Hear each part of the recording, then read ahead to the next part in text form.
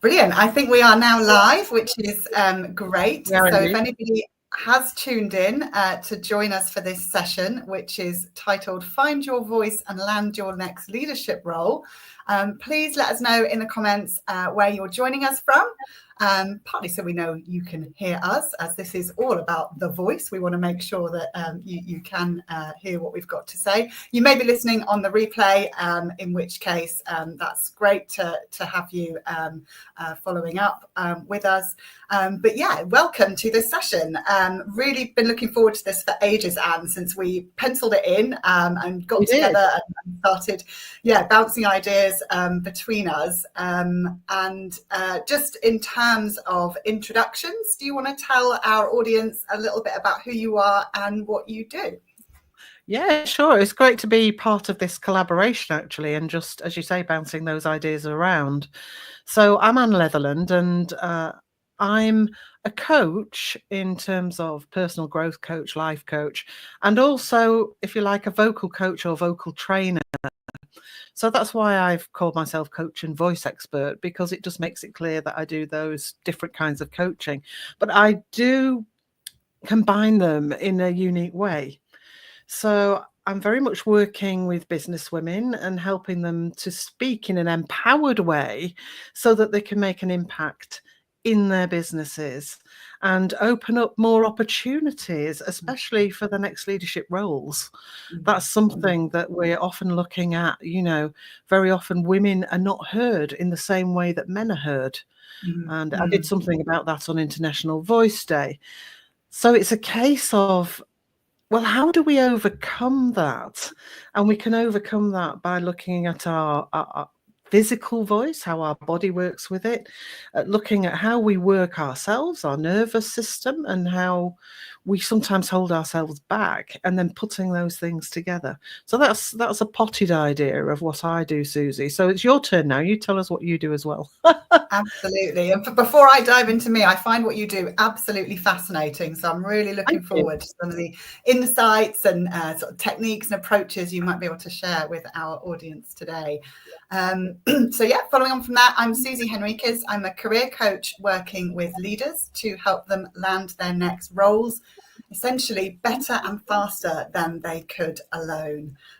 It's tough out there in terms of making that career move. It can feel quite daunting. It can feel overwhelming. So what I do is really help people work through a sort of clarity stage. So really getting clear about what they want, having the confidence, and we're definitely going to talk about this today, to position who they are and the value that they bring. And finally, to take control over the process itself, to really make that next move with confidence in what can feel like quite a challenging space at times. And it's really a real privilege for me to work with people and take them through that journey. And I've never really thought about how much of a part voice plays in that until we had a conversation recently. And we started to talk, didn't we, about where voice comes into some of those kind of moments when you're looking to progress your career, advance your career, either in the role that you're in, so sort of stepping up and making more impact in the role that you're in, or when you're looking to make that shift and make that move into something new, which might be quite a good place for us to start in terms of different types of voices, at work. Absolutely. Yeah. I mean, this is one of the first things we talked about, isn't it, when we were just getting to know each other and talking about this collaboration, which is that, yes, we have our physical voice. And actually, it's so important that we don't take that for granted, because our voice gives people subliminal messages about us, and more about that later. But also, it's not the only kind of voice we have. So we have our written voice, for instance, and also, our voice when we are in an interview or when we're networking, or our voice on a CV, that's part of the written voice as well. Absolutely. Yeah. So that's something that you drew attention to when we were talking, isn't it? And how it's no good having your CV written, for instance, in one way, and then when you present in front of people, you're not like yourself at all, or it doesn't line up with that CV. Yeah, absolutely. And you know, just to kind of, I guess, hone in on this particular aspect of voice, yeah, you're absolutely right. So capturing that, bringing to life the essence of who you are, what you stand for, how you go about what you do, and conveying that in a way that's persuasive, compelling, makes the reader pay attention and take action. That's very much what I do when I work with clients. But it's not just the process of actually writing that, and you know, it's something I don't do in isolation. It's very much a collaborative journey with the individual for the reasons that you described, because you've got to go back to the beginning in terms of, you know, as I say, who you are, the values you hold to, you know, to be true, and therefore how that sort of shapes and influences the kind of work that you do and want to do, the impact that you have, and the way you go about creating that impact. That's actually quite a big part of really good CV writing. And I know we're just talking about one aspect of voice at the moment. And for me, capturing that tone of voice, I suppose, and writing it in a way that that person would articulate themselves is really important. Because, as you said, if there's a big gap between, you know, what somebody's reading about an individual and then what sort of, you know, happens when they're in conversation later down the line, it doesn't quite make sense, does it? No. I did have an interesting conversation with Lindsay, a copywriter, a number of months ago about this, and how we change our voice for different kinds of things that we write. So it's, for instance, if we're writing a very formal letter, of course we're going to have a different approach than if we were just writing a quick email to a friend. But we still need that to convey something of who we are. I should have said Lindsay, a copy editor, not copywriter. She'll tell me off for that, and I don't blame her. Sorry, Lindsay. But it just comes out, doesn't it, sometimes? But I absolutely agree with what you say. You know, we have to have this cohesion between these different voices. So whether we're talking about the written voice or whether we're talking about the physical voice, it's really important. And the physical voice, I think, needs to match the written voice to some extent as well. Now, you know, how I speak with my family at home is different maybe to how I'm speaking now. I'm in a sort of enhanced mode. I'm on a live on LinkedIn and YouTube with you, and we're having this discussion. But I'm still ostensibly myself. I'm still who I am. I'm not trying to be another person, put on a different voice, trying to give you a different impression of what makes me tick. And I think what's really important there and key to this is something that you mentioned as well, which is values. So we have to know what our values are and how to show up in those values before we can go out and help other people with whatever we're offering. Absolutely. And is that quite an important part of the process then, when you're working with people, is to really sort of you know, sort of step back and do that sort of deep thinking work so that you're really drawing that voice from a kind of really deep-seated place? Tell us a bit more about that. Absolutely, yeah. Because if you think about it, if you have a value of, I don't know, helping people, but you also have a belief that what you have to say isn't worthwhile, deep down you don't feel it's worthwhile because, for instance, you've been told to shut up when you were a child. Yes. Or you've never felt very confident about speaking, or you are confident about speaking, but you're not quite sure about taking that upper level into the next leadership role. Then what happens is your belief doesn't run alongside your value. So your value is to help people doing what you do, but you can't do that if you believe that what you have to say won't be considered worthwhile. So we need to get that belief to run in line or to be congruent to the value. so that we can make the most of it. I mean, I just made that example up off the top of my head, really, but it gives you the idea of the kind of work that we do. So I do very technical, physical work with the voice because it's a physical system, just like using your legs. So, for instance, if you were going to run a marathon, you'd train all the muscles in your body and in your legs and your breathing system. Guess what? Your voice depends on your breathing system and various other body muscles as well, not just this bit here in the throat. And you can train it too. You can train it just like you would in the gym for your body. Yeah. And I think people overlook that, and they can make it the best it can be. Yes. But then you've got this other side of getting your value across, and you're not having your beliefs keeping you stuck. And very often they're not conscious, sometimes they're in the subconscious, they're hanging about there. But it's understanding how those affect us, and which ones do we hear? Which ones do we hear in the voice in the head, and how do we get past those, you know? Absolutely. That makes a lot of sense, and that's a lot of the work that goes into what I do with the people that I work with, the leaders that I work with. Really, you're a coach too, aren't you? Yeah, lots of parallels there. And one of the takes I have on that is because what we do in terms of the jobs that we have, or that we're going after, or doing, is the doing of those things is simply a vehicle to allow us to be the person that we are. So it's less about what we do and more about the person we get to be while we're doing it. And absolutely. If you're in that, if you're able to be in that space where you're doing something that allows you to be that person connected deeply to those values, that's going to give you a real head start, isn't it, in terms of being able to find your voice, to kind of use that as a way to empower, to lead, to influence, because a lot of this is all about confidence, isn't it? And that's, again, I think that's probably quite a key theme for the people that we're working with, and the moment that we're starting those conversations with people, they're often feeling at a bit of a low ebb in terms of confidence. Is that something that you find that the people that you're working with do struggle with?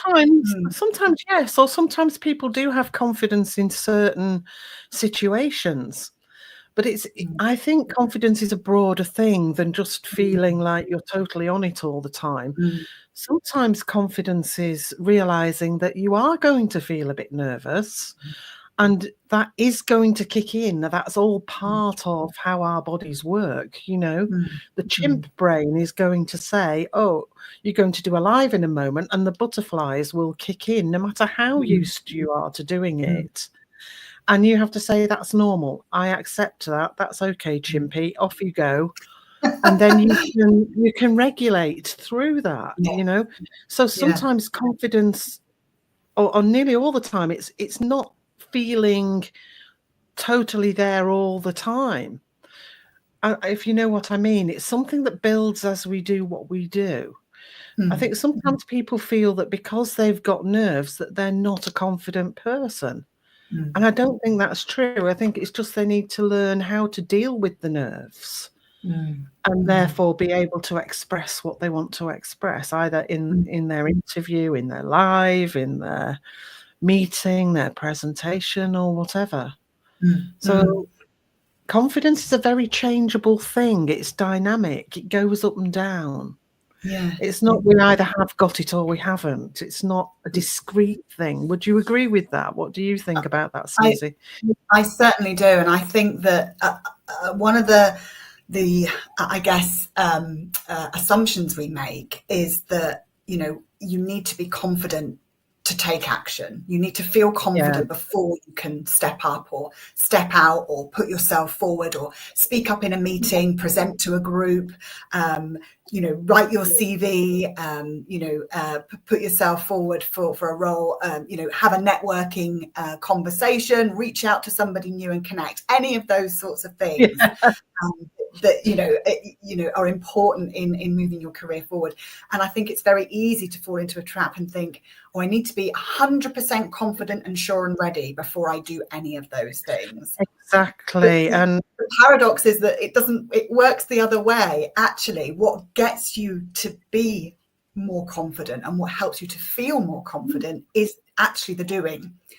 And yes, and taking the action, finding that it probably wasn't as challenging or as difficult or as uncomfortable as you thought it might be, first of all. And if it was, then that's where you're starting to learn, and you'll know what to do differently or better, or how to approach that next time. So the next time you do that thing, whatever it might be, take that action, you're building on momentum, but you kind of can't get there unless you start to take the action. So that's always the paradox for me in terms of confidence, and bringing that back to voice.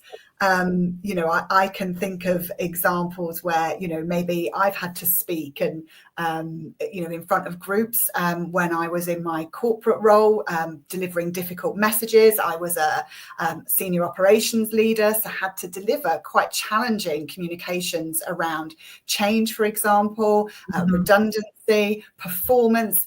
And I maybe didn't really want to do it. It was quite a challenging kind of thing to go through. And I always felt that butterfly feeling before I did that. But, I did those things. I took that action, and then cumulatively, you start to compound those experiences and build from there, don't you? And it's been interesting talking to you, Anne, because thinking back to those moments in my career, and I'll throw in interviews into that as well, and kind of any of those types of moments of truth for the voice. It's not easy to do always, but what your voice is doing is allowing you to carry your messages, your influence, your values as a leader, which is why it's really important, isn't it, to invest and take time to think about how you can use that voice for good, actually. Completely. And I was just thinking about what you were saying a minute ago, of I'll do this when I'm confident. It's a bit like saying, well, I'm going to join the gym, but I'm not doing it until I get fit. Yes. Yeah, absolutely. Why would you get fit first and then join the gym? Yeah, absolutely. Why would you do it first, And I think it's because we have this fear of not being able to do things perfectly. And being perfect isn't important. Getting things done is important, and putting ourselves out there. Here's a thing from a performance point of view, because it is a performance when we speak, and especially in a presentation, as you were describing. We need that adrenaline. We need those butterflies. I sounded very northern then, didn't I? Butterflies.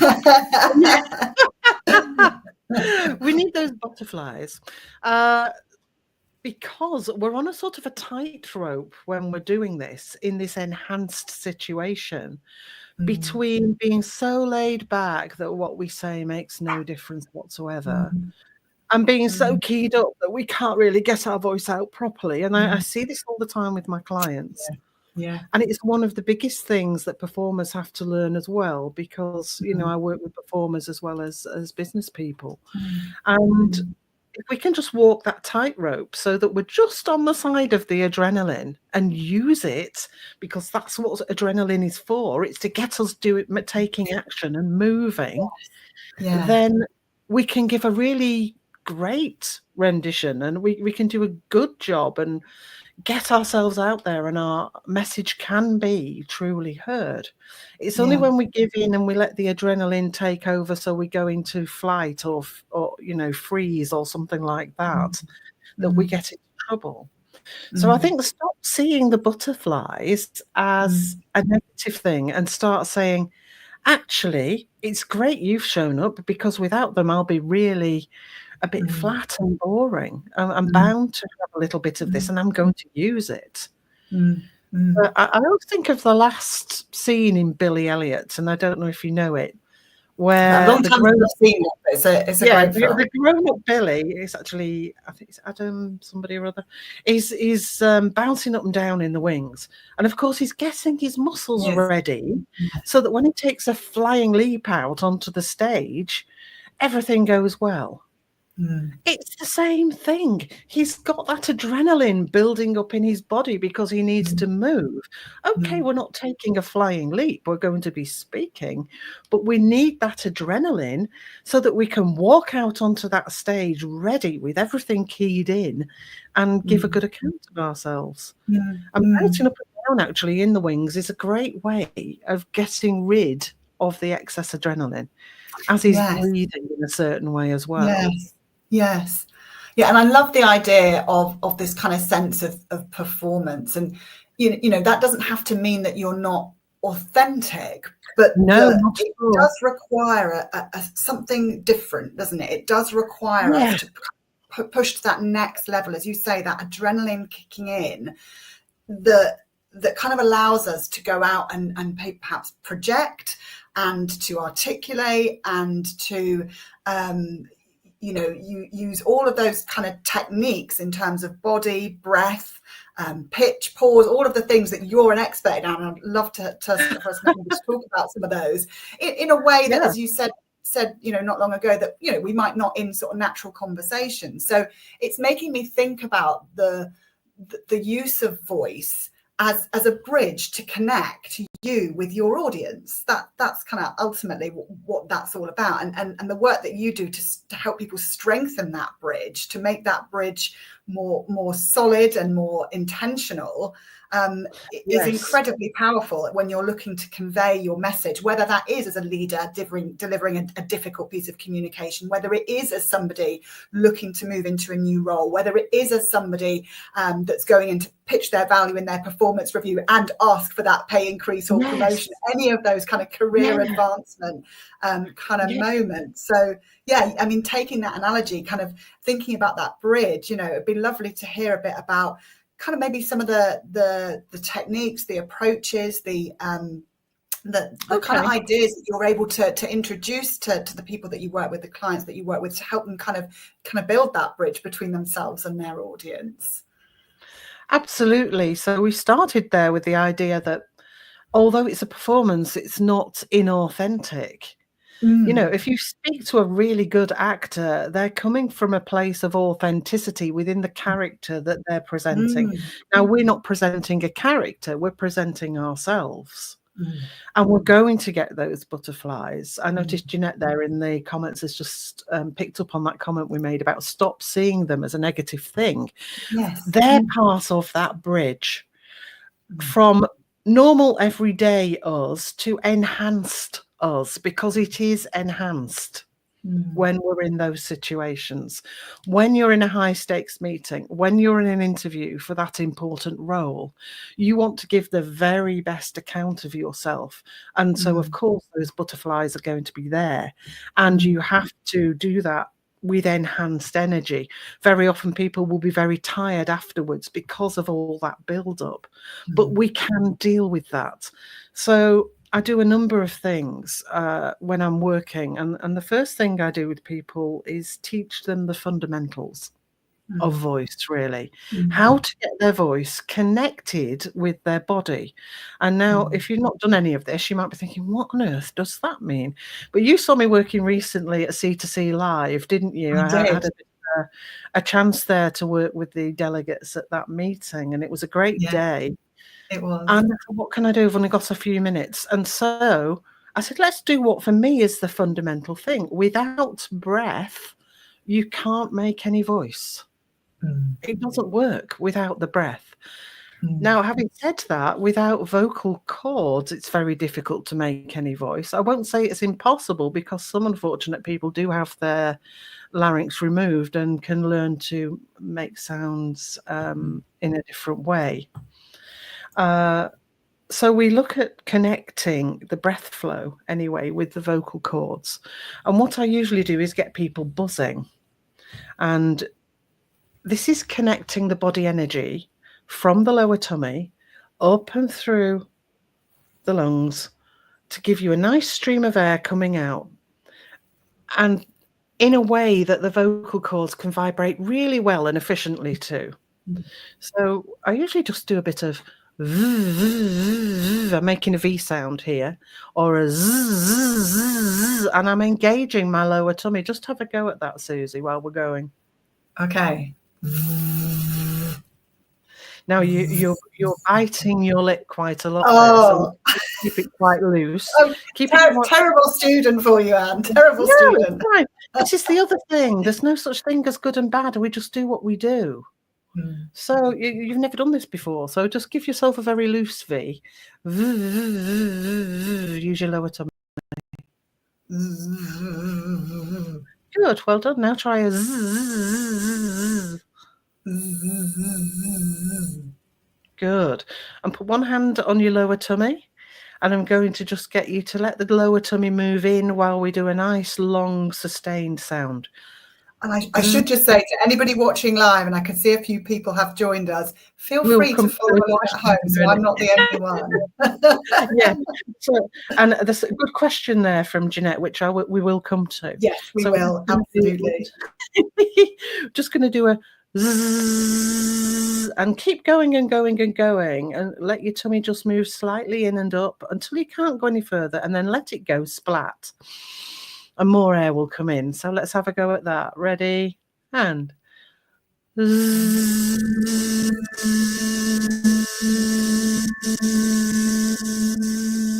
let go of your tummy. More air comes in with a bit of practice, really nice and low down. And that's quite calming, but it also gets your voice up and ready for work. Now, there's a lot more to it than this. There's then how do we apply that to our speaking? How do we then work with those other things that you mentioned, the pitching, the pacing, and something we call the resonance, which is the carrying power of the voice and which bits of the voice we enhance. I could talk all day on this, but let me give you an example of resonance. Yes. Here's a very low resonance where I'm lowering my larynx and I'm making all the deeper harmonics in my voice come out nice and clearly. And now if I change the space with which I'm speaking, I'm at the same pitch, but it sounds completely different and really horrible. Yes. And actually my usual place is somewhere in the middle. Now that's not a pitch difference, that's a resonance difference. So there are things to learn. And we think we know about our voices, but very few of us do. And if you get the mixture right of all these different things, then you can produce a tone and an energy that people will really respond to, which I think starts to go towards Jeanette's question. How can we give the best account of ourselves without bragging? And you might have ideas on this as well, Suzie. It's not what you say always, it's how you say it. Yes. So I have found that for women, and I'm sorry, this is just the way things are at the moment, it's no good going down the road of speaking like this and being completely over the top authoritative because people don't like it. But we can still be strong, and I think I'm being quite strong now while I'm speaking, and we can believe in ourselves. And sometimes I say, I call myself a voice expert because I am. I'm not bragging.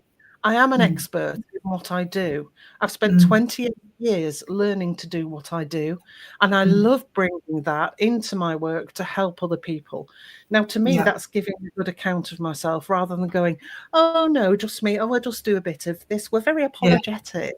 Yes. What do you think about that one, Suzie? Yeah, absolutely. And just to pick up straight away on the points you ended up with, there is something about the language that you choose. So saying I just, or I only, or maybe, or I think, those kind of words can diminish the impact of what you're saying. So if you're practicing for interviews and you're running through your answers and you are doing what I always recommend people do, which is to film yourself giving your responses so that you see and hear how you come across in a way that the person sitting opposite the room to you is going to, because it never quite looks and sounds the same as it does in our own head. If you are practicing in that way, or you're having a mock interview or a run through with a peer or mentor, whatever you're doing in that space, really start to pick up on some of that language if you're finding that that's creeping in, because it does diminish the impact of what you're saying. So I think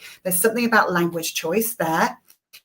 There's something about structuring what you're going to say. So if you're in a meeting or giving a presentation, or you're in an interview, or even you're writing your CV, or you're covering notes, some of the kind of written, or you're on LinkedIn and you're kind of sharing a post in your thoughts there. So whether it's that digital, written, or sort of physical voice, any of those mediums, really take some time to prepare and really consider the message that you want to share, really structure it. And I could take you on a whole tangent about sort of interview techniques in terms of structuring responses, which I might try and slightly resist. But my key thing there would be, choice of language, structure and prepare your message. The other thing for me is think about your audience. And that comes back to that point we were making earlier about that bridge, your voice as the bridge. Think about who your audience is, what they need, and how you create that bridge between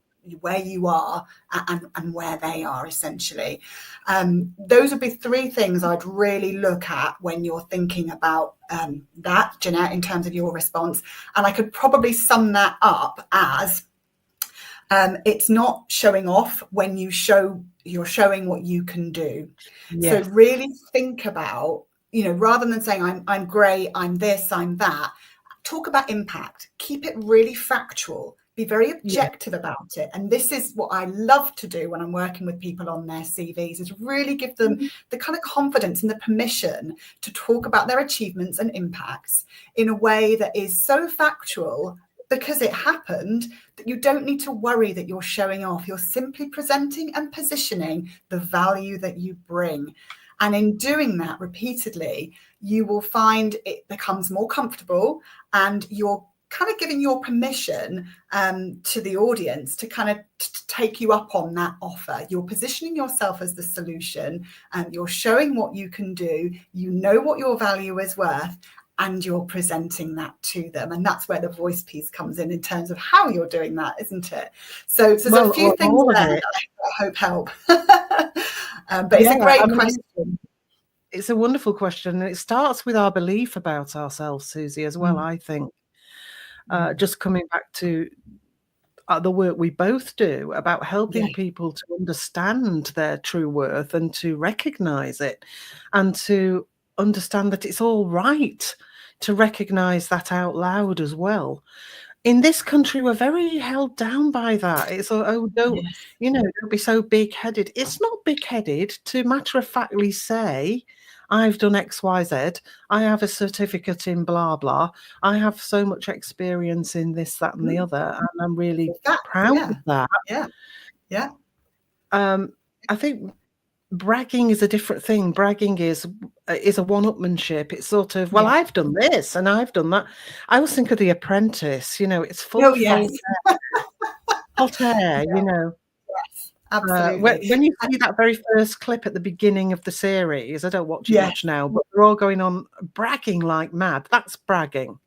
Yes. Whereas being very calm, very grown up, and very straight about what you do, as Suzie said, it gives a totally different image, and it gives people the security that you're confident in your own skill and you're confident in your own knowledge.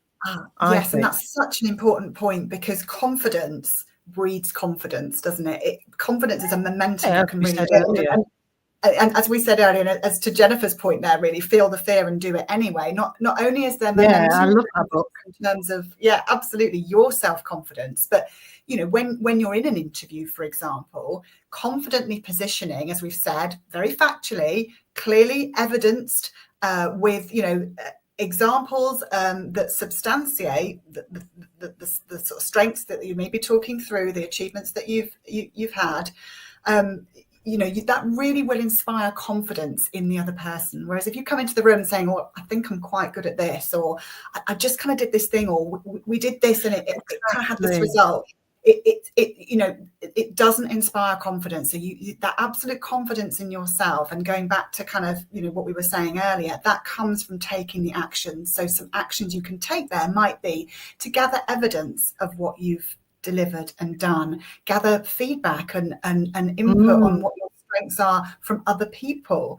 So you start to build this kind of bank of facts that you can draw on that really provide that really strong sort of suite of examples that you can feel really good about and enjoy feeling good about them and enjoy talking about them. Because, you know, again, bringing that back to this kind of physical voice, you know, talking confidently, positively, with energy is a great way, isn't it, to convey that, and using your voice, you know, when you're talking about perhaps those examples in a way that reflects what you're saying, so that there's congruence. I love your take on this, Anne, between what you're saying and how you're saying it. So if you're talking to somebody about something that, you know, is really impactful, or that you felt really proud of, or that, you know, was an incredible achievement against the odds, it's not enough just to say those things, is it? Actually, the voice needs to reflect that. We need to feel the energy and the story there, and kind of engage with the emotion behind it. Is that something that totally? Yeah, I mean, it puts me in mind of a discussion I had with a lady called Mary Gregory, actually, about ego. Ego as well. Yes, you did a podcast, didn't you? I think I listened to that one. That one. But ego isn't always a negative thing. Sometimes we can be so afraid of showing up in our ego that we go onto the back foot and we apologize for ourselves, and we don't have that driving energy to take us forward, you know. And if you couple that with the nerves, then that makes us feel very shaky and very wobbly. So it's understanding that we all have an ego and we all need it. It's part of the system that our body gives us to stay alive. Yes. And so if we can use the positive aspects of that ego, that would be having the belief that we can tell people about our achievements and that we can own them, because they are ours and they are relevant to the discussion. So it's very much how you do it, as you were saying, Suzie. And I think it's a great idea to get things down on paper, look at your achievements on your CV, and really take them into yourself and think, which of those am I really proud of? Which of those are really helpful for the role that I'm going for? And how will I express that? And it's not necessarily braggy to do that. I nearly used Donald Trump's braggadocious then, but I thought, no, second thoughts on that. I've said it now, braggy. It's actually just truth. And they want people who are secure in themselves and who can own their own truth, is another way of putting it. Yeah, I think so. And that it's really interesting, because it's making me think about, you know, how you close the gap between what you're saying and how you're saying, and the role that your inner voice. So that's another type of voice, isn't it? That inner voice. Yeah, the inner voice is telling us, and you're absolutely right. Fear is there. Fear is a kind of, you know, a kind of natural mechanism, isn't it? It keeps us safe. But what that sometimes means is that you know, we're held back from putting ourselves out there. But I think your point is great about, you know, capturing those achievements, and, you know, maybe something that you could try on top of that is to write them down, yes, but to just say them out loud to yourself. Oh yeah, absolutely. You know, when you say something, it starts to become real, doesn't it? When you use your voice to bring it into reality. And that brings us to affirmations, doesn't it? I often use affirmations with people. So not just speaking them out, but also visualizing. So visualize yourself in the interview, in the talk, in the presentation. And what I often do is, what I have to say is worthwhile. Or, you know, I'm proud to be XYZ, whatever, you know, and do that a number of times a day. I've usually used the number of about 30 or 33. Say it out loud while you're in the shower. And the body and the brain start to meld with each other, and you start to believe it more inside yourself. And I want to pick up as well on the inner voice, because I have a model where the inner voice for me is our true self. That's who we really are. The true inner voice that I like people to get in touch with. And then I have the physical voice, which I could make completely technically, but it would be very boring without my true inner voice being part of it. Now I've engaged it. I hope you know that that was just a demonstration there. We sound like robots unless we include that part of us that's truthful and authentic and passionate. And listen, my voice just responds to that naturally. All I have to do is not get in the way. Now, sometimes we want to express something, but we don't have the physical vocal skill to do it. And that's where the other work comes in. But what gets in the way is usually the other voice, the third one, the voice in the head, the inner critic, the one that's saying, who are you to go for this role? Well, oh, what's it going to be like in that interview? What if they ask you that and you haven't really got a good answer for it? Or if we go back to Jeanette's question, what if they think you're big-headed? Oh, and then you start to be affected by all of that. Well, don't be, because all of that is just the chimp in your brain jumping up and down. And I'm referencing the inner chimp here, another wonderful book, trying to protect you from something that's a bit scary because it's picked up the butterfly feeling. And you can just go, hey, Chimpy, I'm on this. Thanks for warning me, but everything's fine. Here's a banana. I'm going to actually be great because what I have to say is worthwhile and my experience is great and I deserve this role. And that's not braggy, that's who you are. Yeah, absolutely. So a bit of self-talk actually can be quite a powerful way to not just think, but to articulate out loud and make real those challenges to that inner chimp, can't it? Quite a powerful technique. Completely. Yeah. And just thinking about the written voice as well, which you do a lot of here. We can do that in our writing as well. We can do it in our covering letter if that's what they want. We can say in the same matter-of-fact way, I have X years of experience in this corporate role and I'm ready for the next challenge. This is what makes me qualified or ready for it and makes me perfect for this role, and I'd really like to be considered. And then you say, you don't have to use lots of flowery language and big yourself up. It's about being absolutely honest about your achievements and why they are useful. And that's what I do in speaking as well. So the two run in line. Would you agree with that, Suzie? Yeah, definitely. And yeah, absolutely. I find most people hate cover letters. I'll talk about cover letters for a couple of minutes, but most people hate them because they're laborious and they kind of feel very formal, and they're kind of one of those very sort of formulaic sort of styles of writing. But I kind of disagree. I actually really quite like writing cover letters and kind of teaching people how to do that well. And one of the secrets there is thinking about tone of voice and thinking about who you're writing for, and thinking about actually using that simply as a way to talk to the person that's going to be reading it, a real human being, potentially your future boss, about exactly that, the things that you've done. And none of us would sort of sit in a room with someone and say, to whom it may be concerned, I was most intrigued to find this vacancy at this particular website and I've put forward my submission for, etc., etc. We just don't talk like that, but for some reason we kind of have it in our heads that is the right tone of voice. Actually, I'm not sure either. We're told to write polite letters like that. Maybe it comes out of the Victorian times. I don't know. Yeah, maybe. We need to be polite, of course, but we can keep our language a bit less formal sometimes, I think, than that. And it's got to be right for the context, and it's got to be a balance between your voice and your authentic voice and the kind of context that the audience, the reader, the kind of tone of voice, the I suppose the identity of the organization that you're looking to submit that piece of communication to.